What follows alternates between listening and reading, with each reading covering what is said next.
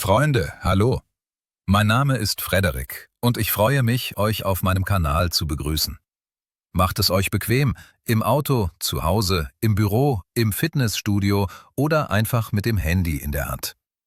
Heute sprechen wir über ein Thema, das fast jeden betrifft. Geld, Schulden, Kredite, finanzielle Freiheit. Und darüber, warum uns das eigentlich niemand richtig beibringt. Kurz zum Format. Das, was ihr hier seht, ist kein klassisches Interview und kein trockener Vortrag. Es ist ein Gespräch, inspiriert von dem, wie Menschen früher zu Sokrates, Platon, Aristoteles kamen, Fragen stellten und über wichtige Themen diskutierten. Ich spiele hier nicht den Journalisten, der den Gast entlarvt, ich bin selbst Teil dieses Gesprächs. Wir graben nicht in Personen herum, sondern öffnen ein Thema, das vielen unter den Nägeln brennt.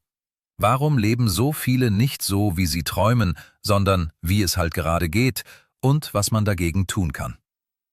Worum es heute geht. In den letzten Jahren sehe ich immer wieder dasselbe Bild. Die Zahl der Menschen mit Schulden und Krediten steigt. Das Leben wird schneller teurer als die Einkommen. Viele arbeiten ehrlich und hart und kommen trotzdem kaum über die Runden. Schulen und Universitäten bringen uns Formeln und Jahreszahlen bei, aber kaum jemand lehrt uns den Umgang mit Geld, Geduld, Verantwortung und finanzielles Denken. Irgendwann habe ich mir eine einfache Frage gestellt. Wenn wir sowieso jeden Tag mit Geld zu tun haben, warum bringt man uns nicht von Anfang an bei, wie man damit umgeht? In diesem Video möchte ich erzählen, wie ich selbst das Thema finanzielle Unabhängigkeit sehe, welche Fehler ich in der Erziehung von Kindern und in unserem Gelddenken für entscheidend halte, warum Kredite und Schulden im Kern eine Form von finanzieller Sklaverei sind, aus der man trotzdem herauskommen kann, und vor allem, welche Prinzipien auf lange Sicht wirklich funktionieren. Finanzielle Intelligenz. Warum fast niemand sie hat. Schule und Uni formen unseren akademischen Intellekt. Sie machen uns zu Ingenieuren, Ärzten, Lehrern, Juristen. Aber fast niemand bringt uns finanziellen Intellekt bei. Wie treffe ich Geldentscheidungen? Wie messe ich die Folgen dieser Entscheidungen? Wie plane, spare und investiere ich? Wie vermeide ich es, in fiese Schuldenfallen zu laufen? Am Ende entsteht ein Paradox. Jemand kann ein hervorragender Fachmann sein und trotzdem von Gehalt zu Gehalt leben. Er kann ein guter Lehrer, Arzt, Ingenieur sein und dauernd Geldsorgen haben. Nicht, weil er schlecht oder faul ist, sondern weil ihm das nie jemand beigebracht hat. Wo finanzielle Bildung wirklich beginnt. Mein persönlicher Blick: Sie beginnt nicht mit Investmentseminaren, sondern bei der Erziehung unserer Kinder. Im postsowjetischen, allgemein russischsprachigen Raum sehe ich ein paar Grundprobleme. Erstens: Wir bringen Kindern nicht bei, selbst Entscheidungen zu treffen. Zweitens: Und vor allem zeigen wir ihnen nicht den Zusammenhang zwischen Entscheidung und Verantwortung. Das Kind entscheidet etwas und die Konsequenzen räumen die Erwachsenen weg. Sie klären seine Konflikte. Sie diskutieren mit Lehrern und Erziehern für ihn. Sie entschuldigen und rechtfertigen ihn vor anderen. Das Kind wächst so mit einer inneren Botschaft auf: Ich entscheide, aber bezahlen müssen andere. Später wird aus diesem Kind ein Erwachsener, der Kredite unterschreibt, Verträge leichtfertig eingeht, in dubiose Geschichten einsteigt und sich dann aufrichtig wundert, warum alles so schief läuft. Warum Geld eine ehrliche Messlatte ist. Ich mag es, Finanzen als sehr ehrlichen Indikator für unsere Entscheidungen zu sehen.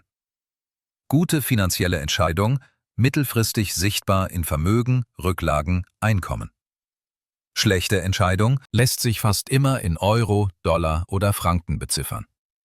Viele Lebensfehler sind schwer messbar. Finanzielle Fehler sieht man sofort.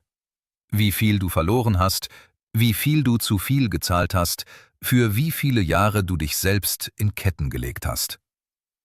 Wenn wir Kinder beibringen, über Geld bewusst nachzudenken, bringen wir ihnen im Grunde bei, über Folgen nachzudenken. Was wir nicht lernen: Geduld und das Begrenzen von Wünschen. Noch ein großes Problem. Kindergarten, Schule und Uni lehren uns keine Geduld. Niemand bringt uns ernsthaft bei, unsere Wünsche zu begrenzen. Dafür zeigen Social Media und Werbung rund um die Uhr. Teure Autos, Reisen, Dubai, schicke Wohnungen, Luxusgüter. Schon früh wird jungen Menschen das Ziel verstellt: wenn du all das nicht hast, bist du irgendwie weniger wert. Der einfachste Weg, so wie auf Instagram zu leben, bei einem ganz normalen Einkommen ist Kredit. Und genau so wächst Schritt für Schritt die finanzielle Abhängigkeit. Wie ich selbst über Gelderziehung bei Kindern denke. Ich bin fest davon überzeugt, jeder Elternteil ist in der Pflicht, die finanziellen Grundlagen seiner Kinder mitzuprägen. Wie würde und wie tue ich das? Erstens, Kindern echtes Geld geben. Man kann niemandem Schwimmen beibringen, wenn im Becken kein Wasser ist. Genauso kann ein Kind nicht lernen, mit Geld umzugehen, wenn es nie eigenes Geld in der Hand hat. Also ja, Taschengeld ist wichtig. Nicht um zu verwöhnen, sondern um am echten Beispiel zu lernen. Zweitens, Spardosen und Ziele. Ich würde von klein auf Kinder ermutigen, mehrere Spardosen zu haben. Für einen Traum, für Spenden, Wohltätigkeit, für die Zukunft, Kapital. Ihnen helfen, Buch zu führen, damit sie sehen, wie viel habe ich, wie wächst das. Gemeinsam Ziele formulieren, nicht nur ich will ein Tablet, sondern was kostet es, wie viel muss ich sparen, was kann ich tun, um dem näher zu kommen. Spannend wird es, wenn man wirklich rechnet. Wenn man alle Beträge zusammenzählt, die Kinder im Jahr bekommen, von Eltern, Großeltern zu Feiertagen und Geburtstagen, kommt man nicht selten auf 1.000 bis 10.000 bis 13.000 Dollar im Jahr. Das heißt, ein Kind hat Einkommen, aber es fließt oft komplett in spontane Käufe. Wenn es im Kindesalter nicht lernt, diese Beträge zu steuern, wird es mit größeren Summen später noch schwerer. Drittens. Wofür zahlen und wofür nicht?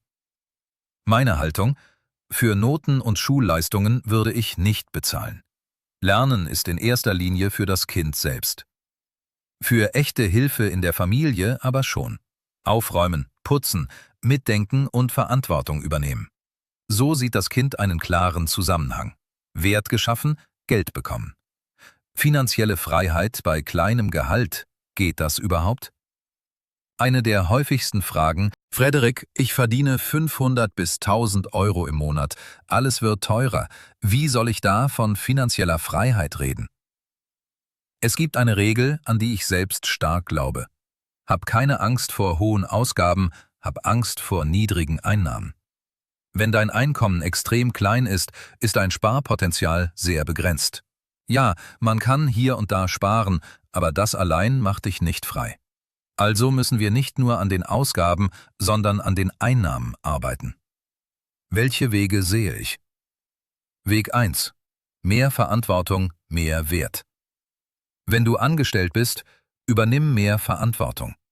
Bitte nicht nur um eine Gehaltserhöhung, sondern aktiv um zusätzliche Aufgaben, Zuständigkeiten. Werde zu einer Person, auf die dein Chef nicht verzichten will. Gute Führungskräfte achten auf Mitarbeiter, die ihre Kernaufgabe sehr gut machen. Verstehen, wie die anderen Bereiche funktionieren, Lager, Einkauf, Vertrieb. Und selbst mit der Frage kommen: was kann ich noch tun? Wo kann ich helfen? Solche Menschen will man halten, bekommen eher mehr Gehalt, bekommen leichter neue Positionen und Projekte. Weg 2. Effizienz steigern. Auch auf derselben Stelle kannst du, statt 10 Einheiten Arbeit 20 erledigen, mehr Kunden bedienen, in derselben Zeit mehr Output liefern.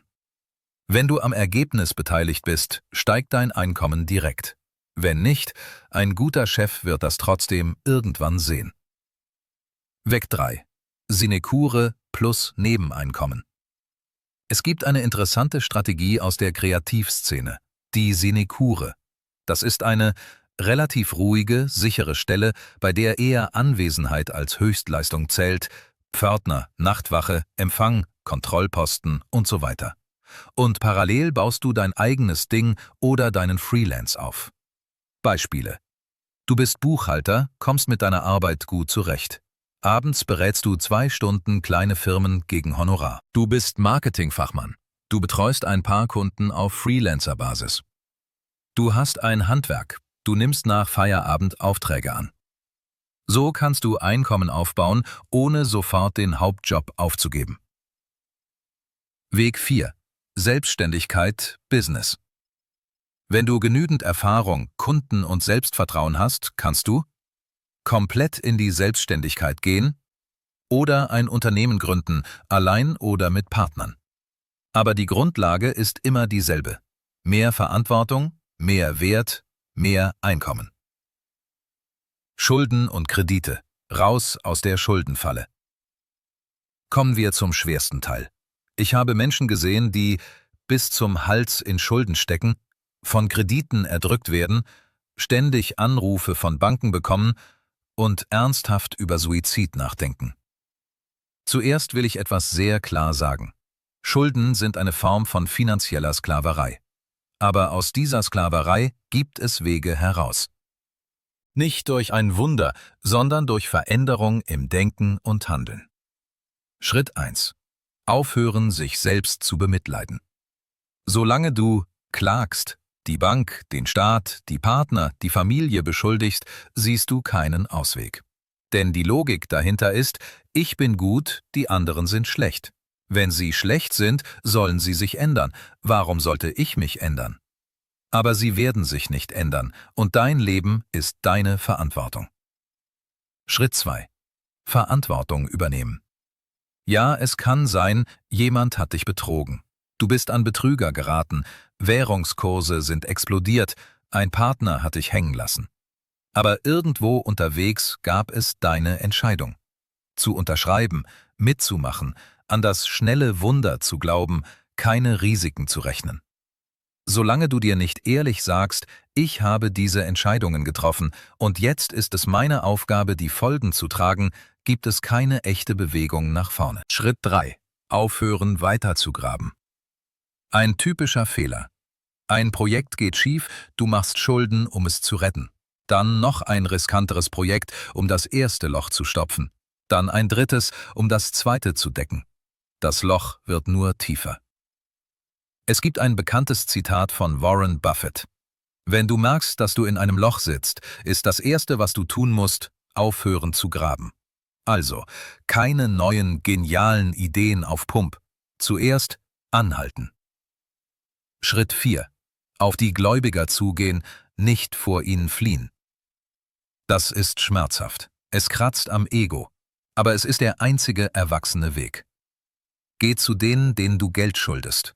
Erkläre ehrlich, was passiert ist, welche Fehler du gemacht hast, was du ab jetzt konkret tun willst.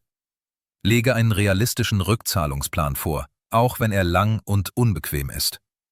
Triff innerlich die Entscheidung, bis zum letzten Cent zurückzuzahlen. Paradoxerweise sind gerade deine Gläubiger in dieser Situation deine wichtigsten Verbündeten. Sie wollen mehr als jeder andere, dass du aus dem Loch herauskommst. Sie können Strafzinsen und Mahngebühren streichen, Zahlungspläne anpassen, dir Zeit verschaffen, manchmal sogar helfen, Kontakte herstellen. Alles das aber nur, wenn sie sehen, du läufst nicht weg, du willst zahlen und hast einen Plan. Das Schwerste: Ego und das Gefühl, gedemütigt zu werden. Wenn du zu deinen Gläubigern gehst, einige werden hart, manche werden auf dir herumtrampeln. Sie werden dir alles vorhalten. Das ist unangenehm, schmerzhaft, oft ungerecht im Ton. Aber in der Sache ist es, so hart es klingt, gerecht. Denn du selbst hast die Verträge unterschrieben, das Geld ausgegeben, die Risiken nicht zu Ende gedacht. Jetzt sorgt das Leben dafür, dass dein Ego zurechtgestutzt wird. Damit du deine Überzeugungen prüfst, dein Verhalten änderst, als Persönlichkeit wächst. Wachstum geht fast nie ohne Schmerz, ohne Eingeständnis von Fehlern, ohne eine neue Sicht auf die eigene Realität. Kann man anderen mit Geld helfen? Noch ein kritischer Punkt. Wenn jemand aus der eigenen Familie oder dem Freundeskreis nach oben kommt, besser verdient, ein Business aufbaut, sichtbaren Erfolg hat, tauchen schnell Verwandte, Bekannte, alte Freunde, Landsleute. Alle mit Problemen, Sorgen, Bitten. Viele Menschen haben im Unterbewusstsein ein Modell: Wenn einer von uns es geschafft hat, muss er jetzt allen helfen. Wichtig ist aus meiner Sicht: Erstens, nur aus Überschüssen helfen, mit klarem Budget, nicht so, dass du deine eigene Basis zerstörst. Zweitens, anfangs klein und gleichmäßig helfen, aber strikt innerhalb dieses Budgets. Drittens, besonders stark die Starken stärken. Jene, die selbst arbeiten, wachsen, Verantwortung übernehmen. Und fast nie einfach Geld schenken, damit es wieder weg ist. Besser helfen mit Wissen, mit Erfahrung, mit Kontakten, im Zweifel mit einem Bankmodell, zum Beispiel Bürgschaft, Sicherheit, sodass derjenige dem System gegenüber verantwortlich ist und nicht nur dem gutmütigen Verwandten.